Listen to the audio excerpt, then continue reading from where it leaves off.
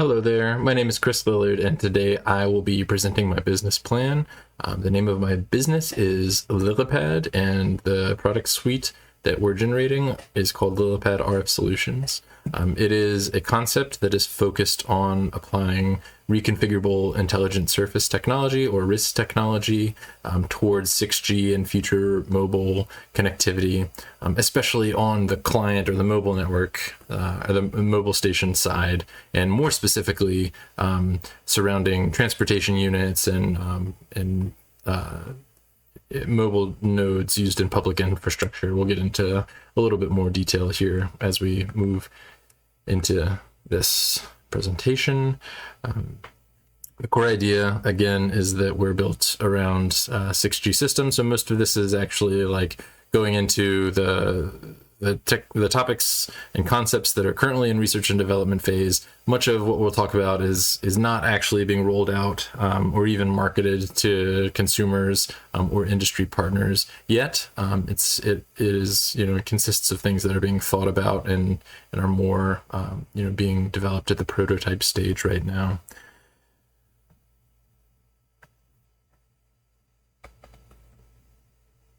So the presentation is organized around 3 questions: the what, why, and how, and this covers most of the topics as presented within the rubric for this assignment, but I think that it was pretty well covered, and so we'll follow that.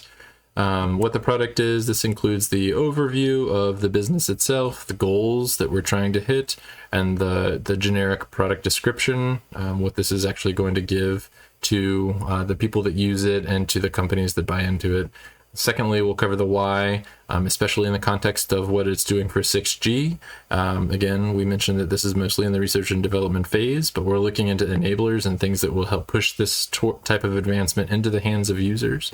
And then the how. So we're looking into the more technical and detail-oriented approach. We want to know about the budget, how much we think it's going to cost through the ideation and the prototyping, and then the hardening stages, and then the very beginnings of business development. And we'll talk about the schedule for the first 3 years of development a little bit later. Lillipad provides a solution set for enhancing 6G connectivity for mobile stations. This product is not a single generic antenna or radio system. It is more than that. It's a family of custom RIS structures, a product suite that's designed for specific platforms and specific use cases, or modes as we sometimes call them. The target platforms will include public infrastructure units. This is city buses, both intracity and intercity buses, rail cars, or train systems. We're also looking at like freight systems, and we'll talk about what that is going to go into that shortly here. Metro lines, so either like a freight-based or a personnel-based infrastructure system, government fleet vehicles, industrial vehicles such as big rigs and shipping vessels, and also personal automobiles. But we're not going to be marketing directly to the client.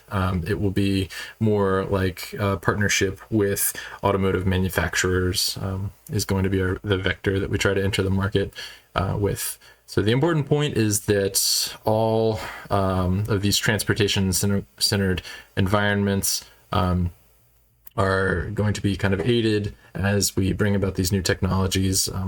Wireless performance is difficult here with these mobile systems, and we've kind of talked about this in class for a number of reasons. It is difficult to hand off at times between base station to base station. You have effects such as fading, fast and slow fading, that affect the quality of service of the user.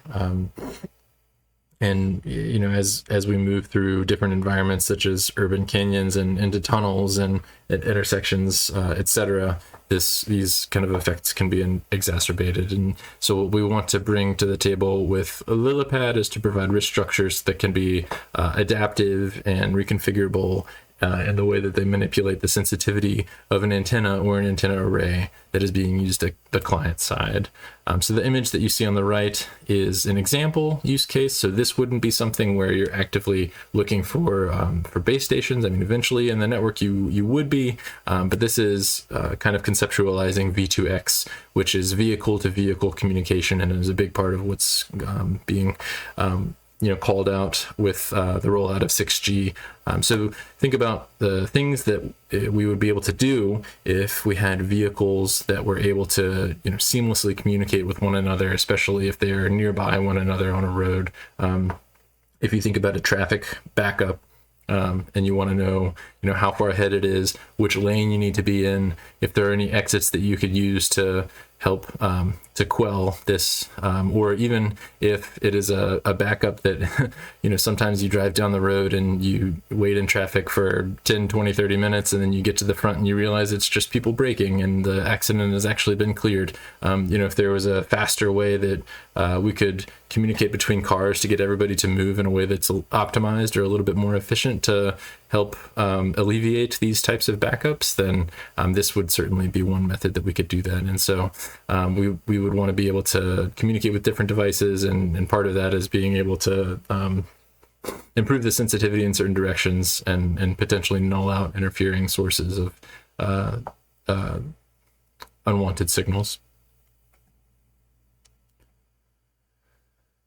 At the technical level, LilyPad acts as a transmissive metastructure located at the mobile station. This differs a little bit from what you often see in a RIS, which is a reflective sort of structure that will have array that is incident at a particular angle, and it has some sort of control that it can leverage how it's reflected off and re-radiated in the direction that is best suited for some of the client stations. So this is going to be something that actually sits with the array and is somewhat static, or is completely static based on its relation with the antenna. But with that, we have the knowledge of where the phase center of that antenna is, and so we'll be able to actively manipulate the direction that we want to be most sensitive to on the receive side, and then also the direction that we have the best gain pattern towards on the transmit side. And so a simple way to think about this is an active radome, which is placed near the client antenna. And so it's not only protecting the antenna mechanically, but it also helps shape the electromagnetic field. The system intelligently improves sensitivity in the direction of the target. The target here being another base station, or a base station, or a roadside unit, another vehicle, or one of the other types of nodes, such as a train or anything else that you would put another one of these LilyPad nodes on. So in the V2X case that we saw in the previous slide, the system could support a multi-client mesh environment where the vehicles and infrastructure and the mobile users are communicating dynamically. The same surface could also be used to reduce sensitivity, and I kind of touched on this in the last one with active nulling. And so if an interferer is coming from a particular angle and we wanted to improve SNR in the direction that we actually care about and reduce some of the clutter or the interference, then we could use the RIS to actively null the regions around us that we don't need to be receiving from. And so the value here is not just a stronger signal, it is adaptive signal control and improving the link quality, which then will move into the more like personnel-centered quality of service metrics that we all care about at the end of the day. So the user or the platform, the way that this works is that we connect to a mobile station, our mobile station, such as our phone, to the LilyPad hardware directly. This is over hardwire or perhaps over like a near field link, so an inductive charge or something like that. In the consumer example, this would all happen within like a user's automobile, but with a government fleet vehicle or something like that, then it could just be more of like a built-in something with a an eSIM or something like that that's just built into the fleet vehicle or the infrastructure itself. So not just limited to phones as the mobile station there. If a new connection is initiated, the user or the platform would have to commit to a usage agreement because we're kind of injecting a almost like a man in between the service network and the station itself. The overhead control module would then identify neighboring users and available base stations, as well as interferers. And once the radio environment is understood, the RIS would dynamically manipulate gain patterns to improve sensitivity in the desired directions. This enables improved quality of service and new capabilities. And an example, again, we've kind of hit on this a few times, but the V2X and node meshing through traffic, where vehicles and infrastructure can exchange information. The key is that LilyPad does not replace the entire wireless network. We're really trying to enhance or further enable these new technologies as they're rolled out. So the way that this differs from current products or services, it's kind of tough to touch on this one because, again, this is mostly an area of research and development and kind of soft prototyping and proof of concept in today's ecosystem. So many of these technologies are just at the white paper and prototype stage. They haven't actually been rolled out or aren't, being currently marketed, which I'm sure they are being marketed to some degree, but they're certainly not, in full rate manufacture at this point. And so the differentiation here, just to be brief, is that LilyPad is not only interested in the developments of current RIS technology, but trying to take these typically static systems that are just accepting and then redistributing, re-radiating signals and moving it around with the mobile station itself.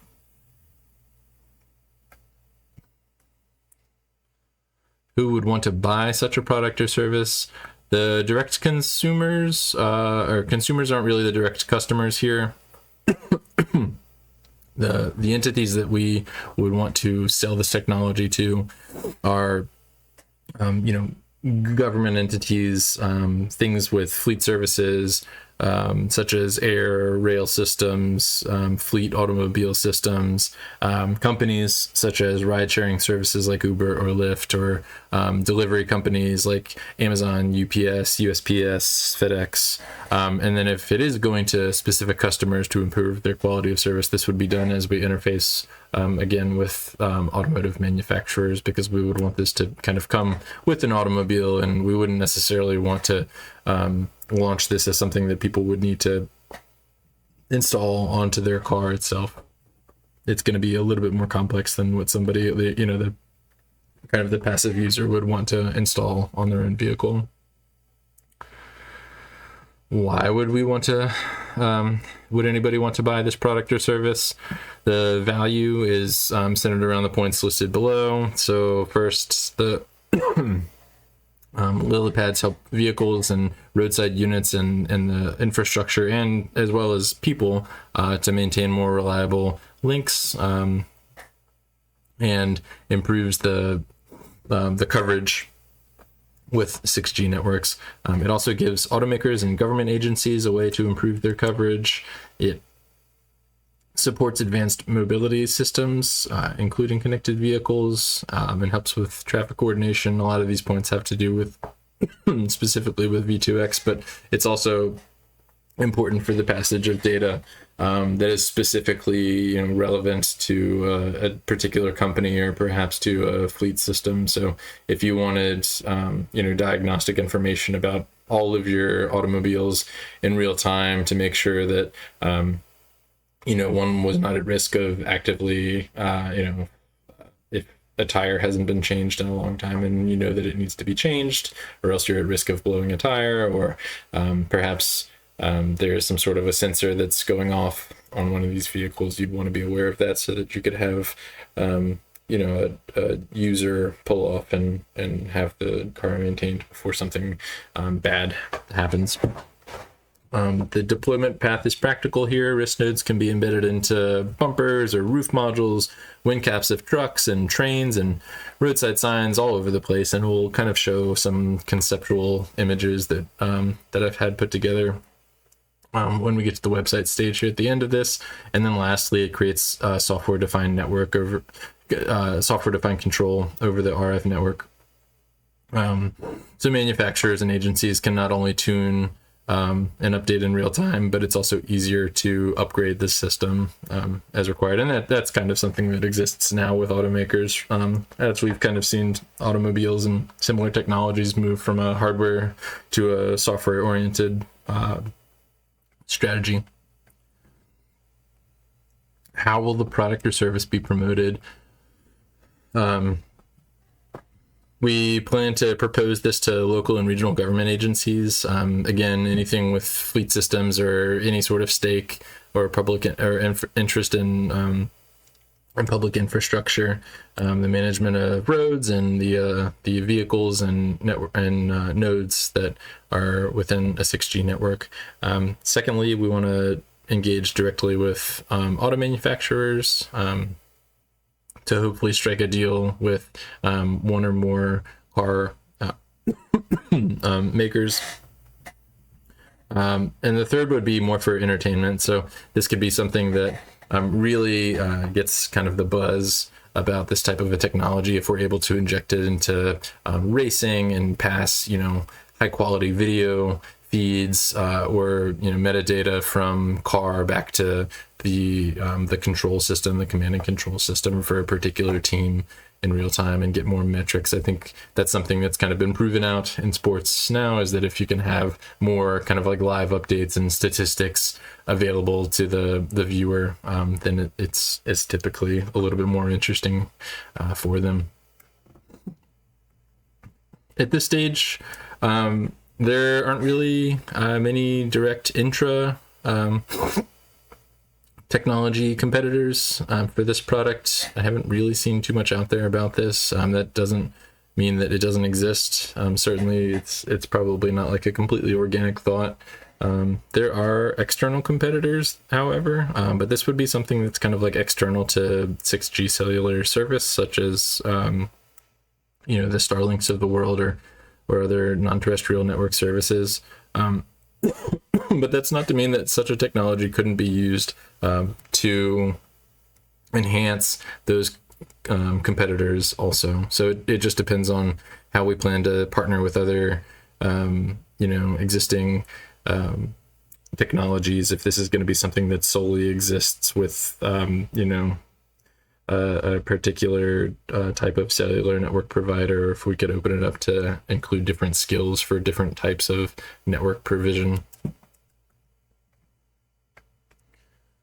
And then the exit strategy here is how we kind of plan this out for the first 3 years. The first year, by the end of the first year, we would hope to be at a soft prototype, something that validates the proof of concept.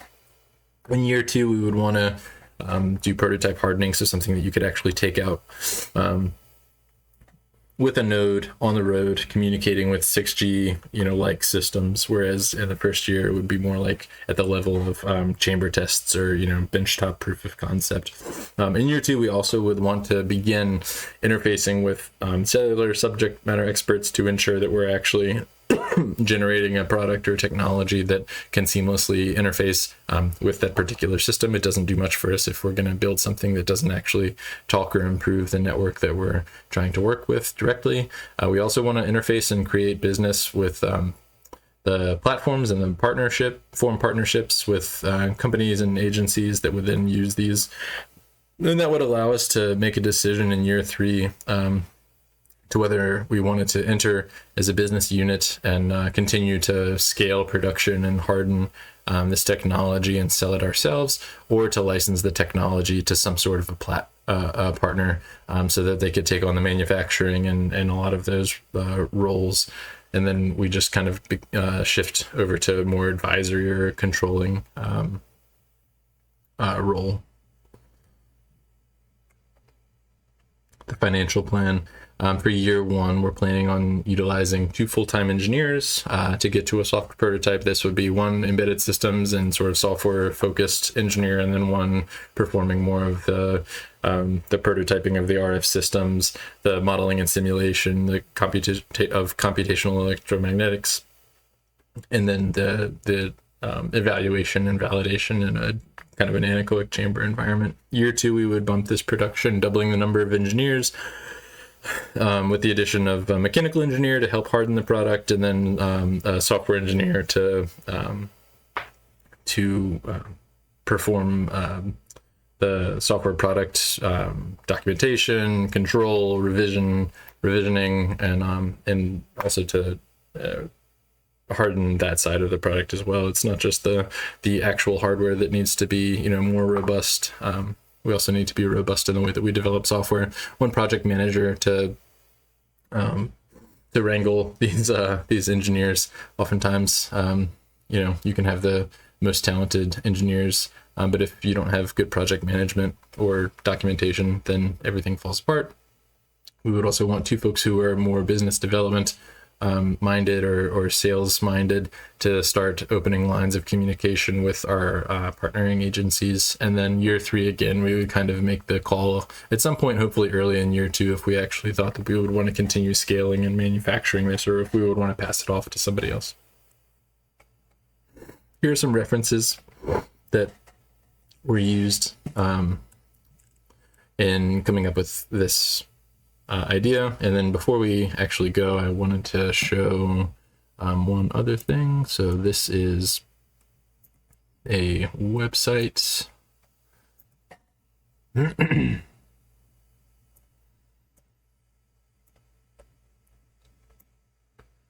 that I created with the help of OpenAI to showcase what I thought our business would actually look like. So we can see here, front page, we just have a little logo and the name of our company, the same image that we saw on one of the opening slides here, and then just a little bit of a blurb, kind of showing the goal and the mission statement of our business and what we're all about.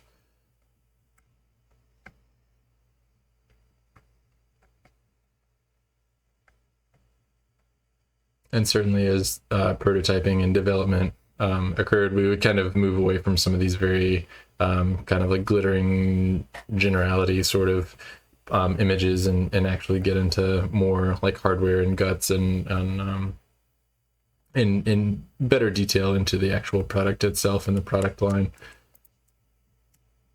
This is the about section. So this is mostly just showing like applications that we foresee this business working its way into.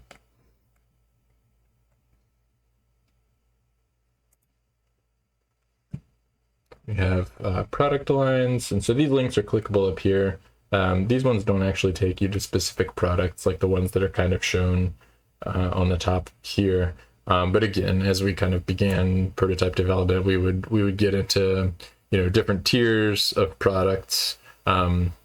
What a company would buy into if they wanted like a particular type of technology, or if they wanted an enhanced performance, modular unit.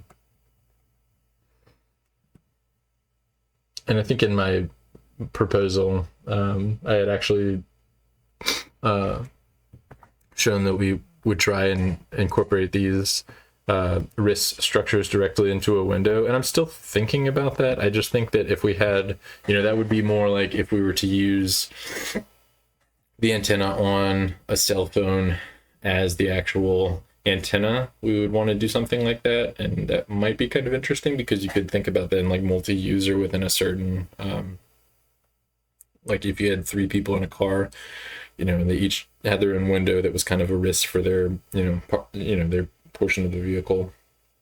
I thought that might be a little bit interesting, but also kind of biting off a lot more than we could perhaps chew in the first year. So maybe we would want to prove out what it would be like to have, one cell phone connected to a car and have enhanced performance. Or, if you have this on a train or an airplane or something like that, it is acting like a receiver that's, an antenna with a RIS around it, but then it's being kind of, taking in network service and then rebroadcasting it across the plane, through its own, micro mesh or something like that. We would also put up like user guides and data sheets and things like that for our product lines here. Right now, we just have, again, the same references that we had put in, that I had put into the slide deck. A fake contact page. This doesn't actually go anywhere. And then likewise, a fake login page that will help you create an account to nothing. So it does ask you to fill out the field now. So I wonder what I haven't actually tested this yet. So let's see what happens. Well, it's actually going to try it. Interesting. Okay, so that is the product page, the documentation page, contact, and the web page as a whole.